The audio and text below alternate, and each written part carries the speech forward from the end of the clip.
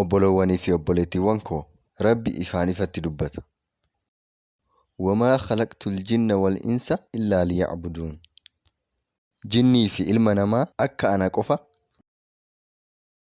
gabbaraniif malee hin uumne. Maa uriidu minhum min rizq wamaa uriidu an yux'imuun. Soorata homaatu isaan irraa hin fedhu. Akka ana nyaachisanis hin fedhu. Ilma namaa akka nyaata anaaf kennaniif hin fedhu. Rabbi akkana jedha. Inna Allahu huwa ar-razzaaq dhul quwwati al-matiin. Rabbiin isatu akkaan soorata kenna. Abbaa humna cimaati. Rabbi waan lafa irra jiru hunda keenyaaf uume. Huwa alladhii khalaqa lakum maa fil ardi jamii'an. Inni isa waan dachii keessa jiru hunda isiniif uume. Bu'uura aayaa kanaa irraa ulamoonni ni guduunfan.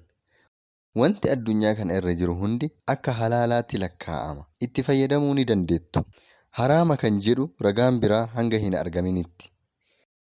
Inni sababni isaa Rabbi waan hunda ilma namaatiif waan uumeef. Ilma namaatiif, nu'uuf. Akkasumas Rabbiin nuuf mijeessee jira jechuudha. Wantoonni itti fayyadamnu kunniin hundi maaliif? Rabbiin gabbaruuf. Akka nuti itti bashannannuufi miti. Akkas miti. Hojjetaa tokko mee yaadi. Itti gaafatamaa isaatiin mijateeraafi. Kanaafuu amma ati nuuf hojjetta. Mana iddoo daakinsaa qabu siif kennina. Kanaafuu mana ni qabaatta. Iddoo itti daaktullee ni qabaatta. Hojjettuu manaallee ni qabaatta. Mana dugda duubatti eelaa qurxummii ni qabaatta. Maashaa Allah. Haa ta'u malee itti gaafatamummaa isaa bahuu irra wanti inni hojjete hundi daakuu fi qurxummii adamsu. Kubbaaniyyaan yeroo tokkoon waan ari'u isinitti hin fakkaatu wantoota itti fayyadamtu kanneen hunda siif kennineerra. Kanaafuu sirriitti hojjetta. Dirqama kee ni baata. Hojiin ala wanti si yaaddeessu wamtuu akka hin jirre. Garuu ati kunooti yeroo hundaa bashannanuudha. Daakuu, qurxummii adamsu. Karaa nama gaddisiisuun inni namoota baay'ee irratti ni mudata.